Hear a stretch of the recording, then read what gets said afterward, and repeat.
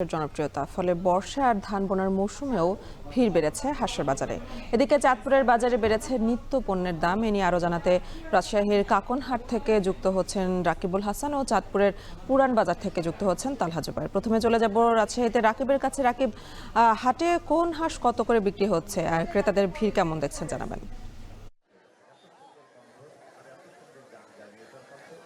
আসলে এখন যেহেতু আসলে ধান বোনার মৌসুম, সে কারণে কিন্তু রাজশাহীর যে বরেন্দ্র এলাকাগুলো সেখানে কিন্তু ঘর গৃহস্থে যে হাঁস মুরগি পালন হয় তার মধ্যে হাঁসের সংখ্যাটি আসলে সবচেয়ে বেশি থাকে এবং এই সময়টি বিভিন্ন জমিতে কিন্তু আসলে বিষ সহ নানা ধরনের কীটনাশক প্রয়োগ করা হয় এবং সেই কারণে আসলে এখন আমরা যেটি দেখছি যে রাজশাহীর এই যে কাকুনহাট, যেটি আসলে এই অঞ্চলে সবচেয়ে বড় একটি পশু পাখি এবং এইরকম হাঁস মুরগি বেচা কেনার সবচেয়ে বড় একটি হাট, সেখানে কিন্তু আসলে আজকে সকাল থেকেই কি বেশ জমজমাট একটি অবস্থা এবং হাঁসের যে বেচা কেনা সেটি কিন্তু আসলে বেড়েছে।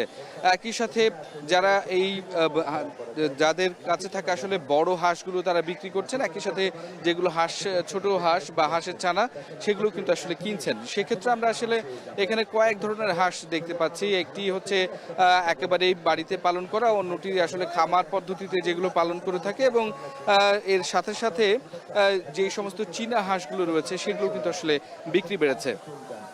বিশেষ করে যেগুলো বাড়িতে পালন করে এই রকম দেশি হাঁসগুলো, সেগুলো প্রায় দাম আজকে 450 থেকে শুরু করে 550 টাকা পর্যন্ত কিন্তু আসলে ঠিকা বিক্রি হচ্ছে এবং একই সাথে অন্যান্য যে সমস্ত খামারের হাঁসগুলো রয়েছে ক্যাম্বেল যেগুলো যে জাতগুলো সেগুলো প্রায় 1000 টাকা পিস বা কোনো কোনো ক্ষেত্রে 1200 টাকা পর্যন্ত বিক্রি হচ্ছে এবং রাজহাঁসের দাম সবচেয়ে বেশি। রাজহাঁসের বিক্রি শুরুই হচ্ছে 1100 টাকা থেকে আমরা আজকের বাজারে লক্ষ্য করেছি এবং সেটি প্রায় 2 থেকে 2500 টাকা পর্যন্ত এটি ওজন ভেদে আসলে এটির দাম হয়ে থাকে এবং সেই দামটি আমরা আসলে লক্ষ্য করছি।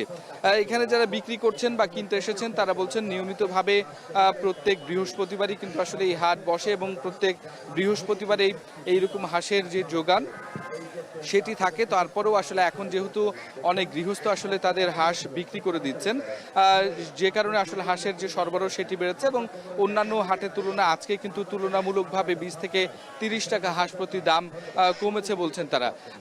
রাজহাঁস যেটি সেটি আসলে এখানে এই অঞ্চলে সবচেয়ে বেশি বিক্রি হয় এবং যেটির কিনা আসলে ছানা বিক্রি হয় প্রায় 1100 টাকা জোড়া হিসেবে এবং সেই সমস্ত হাঁসগুলো যারা বড় হাঁস রাখতে চাচ্ছেন না তারা কিন্তু ছোট হাঁস কিনছেন এবং একই সাথে আপনি জানেন যে রাজশাহী অঞ্চলে নানাভাবে কিন্তু আসলে হাঁসের যে মাংস, সেই হাঁসের মাংসের আসলে চাহিদা বেড়েছে এবং এর ফলে আমরা আসলে যেটি দেখতে পাই যে আগে যেমন ঘর গৃহস্থে আসলে এটির বেচা কেনা হতো, এখন কিন্তু সেটি আসলে একেবারেই কিন্তু বাণিজ্যিকভাবে সেটি চাষ হচ্ছে এবং এই চাষের হাঁসগুলো কিন্তু আসলে এখানে বিক্রি হতে আমরা কিন্তু খেয়াল করছি। তো এই অবস্থায় যে বেচা কেনা সেটি কিন্তু আসলে কোনো কোনো ক্ষেত্রে আমরা দেখেছি যে বাড়ছে এবং এই যে এটি আরও বেশি হয়েছে মাংসের যে চাহিদা সেটি আসলে বেড়ে যাওয়ার কারণে। তো এই ছিল রাজশাহীর কাকনহাট থেকে হাঁসের বেচা কেনার আমার কাছে সর্বশেষ খবর। এবার নিত্যপণ্যের খবর জানতে চলে যাব চাঁদপুরে তালহার কাছে। তালহা, আপনি জানাবেন বাজারে নিত্যপণ্যের দাম বাড়ায় কি বলছে ক্রেতারা? আমি আছি চাঁদপুরের সবচেয়ে বড় নিত্য পণ্যের পাইকারি এবং খুচরা মূল্যের বাজার পুরান বাজারে। আসলে বাজারে এসে যা দেখতে পেয়েছি এখানে কিন্তু গেল সপ্তাহের তুলনায় পণ্য যা রয়েছে তা কিন্তু অধিকাংশের দামই কিন্তু বৃদ্ধি পেয়েছে, যার প্রভাব কিন্তু পড়েছে বাজারে। যারা বাজার করতে আসছেন ক্রেতারা, তারা কিন্তু বলছেন যে আসলে দাম বাড়ার কারণে তাদের কিন্তু বাজার করতে যেই আহ আহ, তাদের যে টাকা রয়েছে তা কিন্তু হিমশিম খেতে হচ্ছে। আসলে আজকের বাজারে এসে যা দেখতে পেয়েছি 20 টাকা বেড়ে কিন্তু পেঁয়াজ বিক্রি করা হচ্ছে 70 টাকা ধরে, যা কিন্তু গেল সপ্তাহে বিক্রি করা হতো 50 টাকায়। তাছাড়া সবচেয়ে বেশি যেই পণ্যটির দাম বৃদ্ধি হতে দেখেছি তা হচ্ছে গিয়ে আদা, যা কিন্তু গেল সপ্তাহের তুলনায় কিন্তু 60 টাকা বেড়ে 220 টাকা দরে কিন্তু বিক্রি করা হচ্ছে।